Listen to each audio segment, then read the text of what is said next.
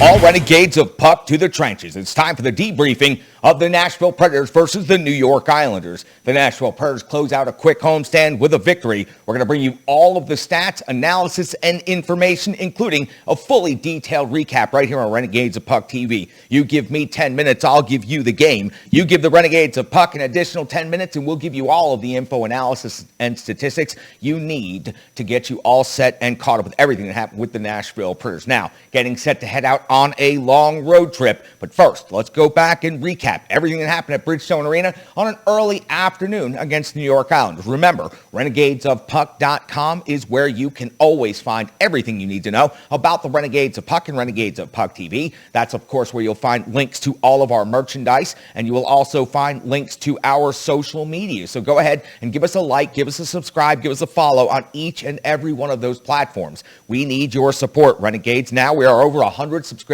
on YouTube, so we're looking to get new and more benchmarks ahead. So get us some more subscriptions. Let the next Renegade in your life know that we are out here in the trenches. We're not just covering Nashville Predators hockey. Yes, that is the main topic because we are based out of Nashville, Tennessee, but we are bringing you hockey from across the landscape, and I sure do appreciate each and every one of you who reached out to me after our special commentary the other day on everything that happened with the 2010 Chicago Blackhawks and the Kyle Beach situation. I sure do appreciate your kindness and your words. Yes, I did, in fact, break down right here on camera. You can go ahead and check that out if you like. It is a difficult watch, but what about that story isn't difficult? Sean C. Smith, he'll join me in a few minutes for some analysis. He was at Bridgestone Arena today. He's got all the details and the intel from the front lines that you need to know about the Nashville Predators and the New York Islanders. But first, I want to tell you about our partners before we get to that detailed recap. Of course, you know about Rebirth Sports, this jersey right here, and so many other incredible examples. I cannot wait to be telling you about some of the upcoming things we have going on with Rebirth Sports.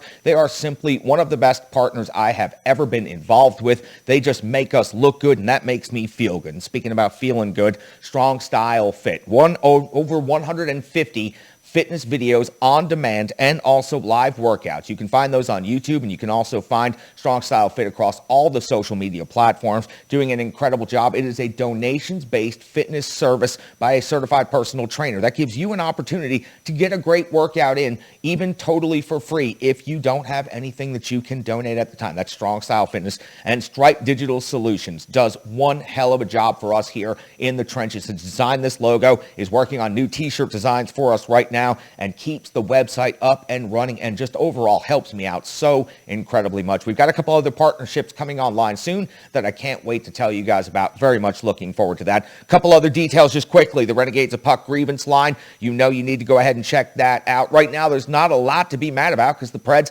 come away with another victory today. They're 500 on the season, and for a team that wasn't expected to be very good, they're not performing at such a bad level at this point. But the grievance line is always available for you, and you can leave us a message about anything when it comes to the world of hockey. 615-640-0916. That's 615-640-0916. Leave a message for us 24 hours a day. Say anything. It's completely anonymous, and we will go ahead and pick the best of those calls, the best of those messages, and show them right here and listen to them right here on Renegades of Puck TV. How often do you even get asked for your opinion anymore? They're not out there taking your calls anymore. I got radio hosts taking swings at me, and by the way, I don't fight call-ups, kid. I don't even know who the hell you are. Why would I bother wasting my time with you? They won't even take your calls anymore, but we will right here in the trenches with the Renegades of Puck. So we'd appreciate each and every one of you jumping on the line and also leaving us a message. Okay, let's get into the detailed game recap. Tell you everything that happened today between the Nashville Predators and the New York Islanders. Your line combinations: Dolvinen, Johansson, and Cunnin, Forsberg, Granlund, and Duchesne, Trennan, Sissons, and Janot, Cousins, Novak, and Tomasino. Your defensive pairings: Yossi and Fabro, Ekholm, and Carrier, Borowiecki, and Benning, and of course UC Saros gets the start against the New York Islanders. 57 seconds into the first period, it's UC Saros with a save on Palmieri. First shot of the game between the two teams. UC Saros with a good solid touch on this first puck. 4:11 of the first period, UC Saros comes up with another save on Palmieri, plus the rebound jam. good support by the Nashville Predators defense and forwards to help keep bodies and pucks away from UC Saros. At 4:50, Zdeno Chara off to the box, 2 minutes for roughing on Forsberg. They had a lengthy battle in front of the net. It carried on well after the whistle, and Zdeno Chara took a couple of wild swings and punches, and at the size he is, it was pretty easy to see and pretty easy to call. So he goes to the box. Sorokin comes up with a huge stop on Forsberg's one-timer plus his follow-up. Ekholm also has a one-timer as the power play expires. Sorokin standing tall. Strong movement, great pressure by the Preds. Overall, this was one of the smoothest looking power plays that they did not convert on this entire season. We see Benning and Cizikas go off to the box, 2 minutes for roughing. An absolutely huge scrum overall. It was the Herd line versus the Isles fourth line. Honestly, I'm surprised it didn't lead to much worse than what happened right here. So we see two off to the box, and we see a 4-on-4 situation.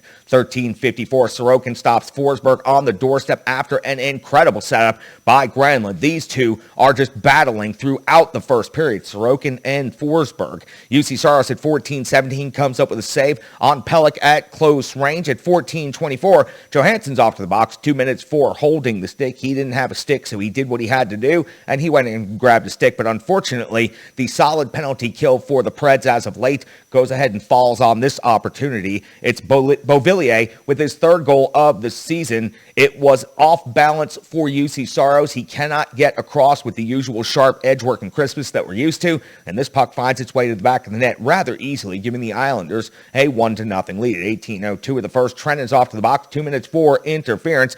Ekholm and Lee just absolutely battling in front of the net, leads to another lengthy scrum. There's a lot of heat in the first period of this game, and Ekholm was starting to turn all manner and shades of red. When he starts to get angry like this, he has had absolutely enough. I am really surprised we didn't see more gloves getting dropped here in the first period.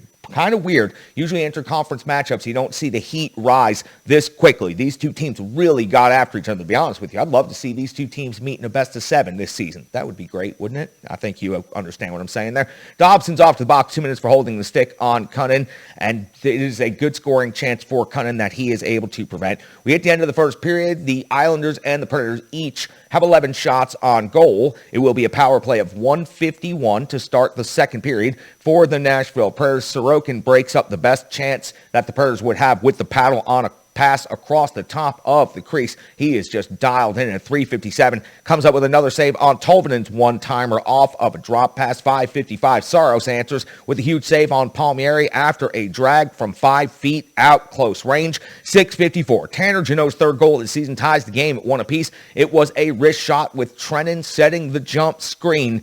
Great job right here of delaying long enough to let his line mate get in and also drag one of the Islanders defenders in there with him to help set the screen, set the traffic, and take Sorokin's eyes off of the play. Jeannot converts yet again. Now his third goal of the season. Tie game at Bridgestone Arena. We're halfway through already. 10:13. Granlund's off to the box. 2 minutes for a hooking on Clutterbuck. That Islanders fourth line is a nuisance out there for any team to have to go up against. Unfortunately, the Preds penalty kill unit falters again. Wallstrom, his fourth goal of the season. It was a top corner snipe from the face-off dot. Just simply incredible shot by Wallstrom. He is leading the team in scoring with 4 goals on the season. He's giving the Islanders a 2-1 lead in a critical road game. At 15:31, Palmieri's off the box, 2 minutes for slashing. The Islanders now much more disciplined on their penalty kill. They're blocking all of the shot attempts. As a matter of fact, the Preds weren't able to officially register a shot on goal, even though they did have quite a bit of possession in the zone during this power play. At 18:59, UC Saros comes up with another big save. That takes us to the second intermission. Preds down by 1 and being outshot 26-16 on home ice. Only 5 shots on net for the Nashville Predators in the entire second period, but they were able to come up with a goal by Jeannot. We go into a third period on a Saturday afternoon at Bridgestone Arena, and it is the Islanders' adjustments that have the D-zone on lockdown. The Nashville Predators are just being completely stifled out there throughout the first several minutes of the period, and then suddenly the energy changes at 7:05 when Forsberg and Granlund, after a smooth takeaway, go on a 2-on-0. Forsberg's shot is stopped by Sorokin. Again, these two have been battling the entire game. 8 minutes in, Chara's off to the box again, 2 minutes for roughing. 0-0. Again, it's chaos. The Islanders don't give up on any puck, and overall it's a strong PK, but this puck was just pinballing and bouncing all over the place, and it just seemed like the Nashville Predators were just so close to getting the puck and finally converting on this one. So they were unable to right there. But at 11:48, it is Tanner Jeannot, again, his 4th goal of the season, 2nd goal of this game.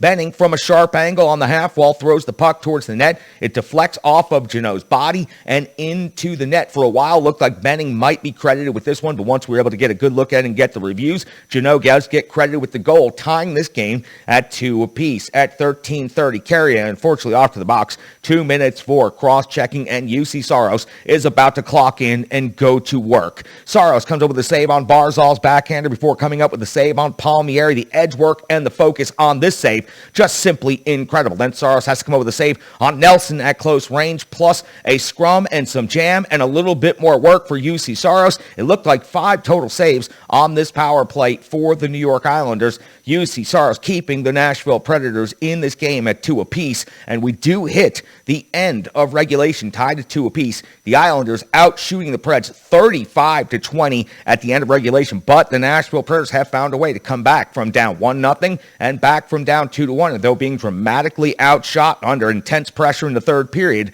the Nashville Predators are finding themselves in overtime and have gotten themselves a point at Bridgestone Arena. 31 seconds into the 3-on-3, it's UC Saros with a big save on the 2-on-1 at 1:50. Duchesne, relentless forecheck. He chases the man into the corner, takes the puck, and sets up Granlund for a slick handle who almost converts, but Sorokin, again, just having an incredible performance at Bridgestone Arena. 3:35, Duchesne is then stopped by Sorokin. Matt Duchesne in OT, looking great. 4:35, Sorokin, one more stop on Tolvanen, right there on the doorstep. Saros would have to do some more work as well. We hit the shootout at Bridgestone Arena. It would be Philip Forsberg with just the absolute sick handle and the 1-0 shootout lead for the Nashville Predators. Again, it was Forsberg and Sorokin from start to finish on this Saturday afternoon at Bridgestone Arena, and Philip Forsberg finally gets the best of Sorokin. It would be Roman Josi converting on his attempt, making it 2-0, and that would end the shootout in favor of the Nashville Predators. UC Saros stops all of the opportunities that he faces,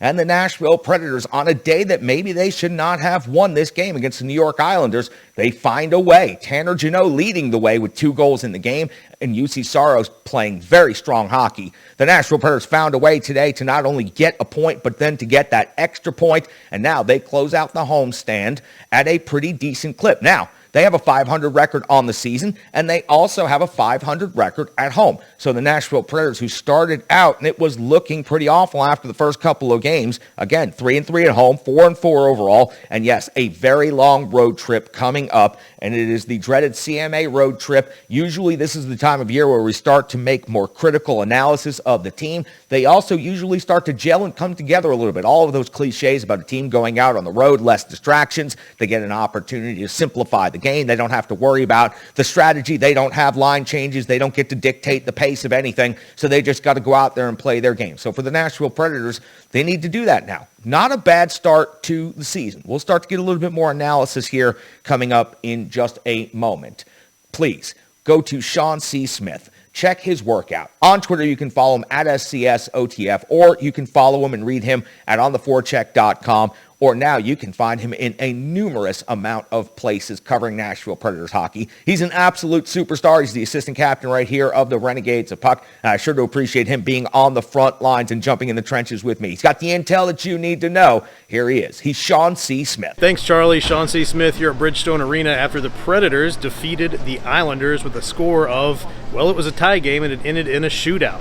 A lot of physical play tonight, and I'll tell you, the big story for me has to be Tanner Jeannot's first multi-goal game in the NHL, where he scored, first off, a brilliant goal. It was beautifully screened by none other than one of my favorite players, Yakov Trenin, and then another one right in front of the net on a deflection from a great Matt Benning cross-ice pass to the net. So for me, the story of the night's Tanner Jeannot, but I'll tell you, this was a hard-played physical game against a team that definitely wasn't pulling any punches against the Predators. And it seemed like for a while they were in danger of falling a little bit behind at the end of the game, but they managed to come back toward the end, make it happen, and in the shootout, Roman Josi sealed the deal with the second shootout goal of the game. and that ended it for the night and put the Predators on top. So they're coming away with big 2 points, even though they gave one up to the Islanders. Not that big of a deal in the grand scheme of things. So I'm going to send it back over to you, Charlie. They're back here behind me getting ready for the U.S. Hockey Hall of Fame game tonight between the University of North Dakota and Penn State. And I'll be here to check out Preds prospect Chase McLean. Take it away, Charlie. Thank you so much, Sean. I sure do appreciate you jumping into the trenches today. You'll hear from Nostradamus again soon. Of course, you'll hear from Brian Baston again soon. The Ultimate One will be making his return, and Kyle Perkins. We sure do appreciate everything that you're doing for us. Please jump in the trenches with the Renegades of Puck. Follow us on all our social media platforms and also become a partner of the show. Go to renegadesofpuck.com. That's the easiest access point to everything that we are doing. Couple of numbers from the box score. Tanner Jeannot, of course, the star of today's game for the Nashville Predators. 2 goals in the game. Then it was Forsberg and Josi in the shootout with their conversions, giving the Nashville Predators the victory in the shootout. It was also Colton Sissons with 2 assists in this game. Matt Benning gets an assist. Dante Fabro picks up an assist. Shots on goal. Philip Forsberg had a day. Looked more dangerous than he has in quite a while out there on the ice. 5 shots on goal in total in this game. Tolvanen with 4 shots. Same thing for Tolvanen. Felt that he looked more dangerous than he has in the last couple of games. And that is a great sign heading into this lengthy road trip. Hopefully both of those players are about to break through and start heating up. Hits for the game. Leaders, Tanner Jeannot, of course, always near the top. 3 in this game. Also, Mark Borowiecki, 3 for him as well. Ice time. Now, this I found pretty interesting. Granlund up near his playoff numbers in this game. 25 minutes, 20 seconds of time on ice. Duchesne also, I thought, looked very good. Was just absolutely determined and relentless at times in this game. 22-38 in time on ice. And Philip Forsberg, 21-12 in time on ice. Of course, Roman Josi always leads the D in time on ice. But you know what? He didn't today. 26-40. I should have looked at that. It was Matthias Ekholm. Because of his 3:35 of shorthanded time on ice, Matthias Ekholm ends up skating 26-57 in this game. And shorthanded time on ice, got to give a lot of credit to Jeannot and Sissons. 3:10 each in this one. Valiant effort, even though the Nashville Predators penalty kill gave up 2 goals against today. Those guys went out there and they hustled and they gave all they could. Just a couple more numbers for you before we head on out the door and we start to get ready for this lengthy road trip. The Nashville Predators end up getting outshot 36-23, but UC Saros ends up coming tall with 34 saves in this game. Block shots, the Islanders at 13, the Preds at 10. Hits, the Islanders at 18, the Preds at 15.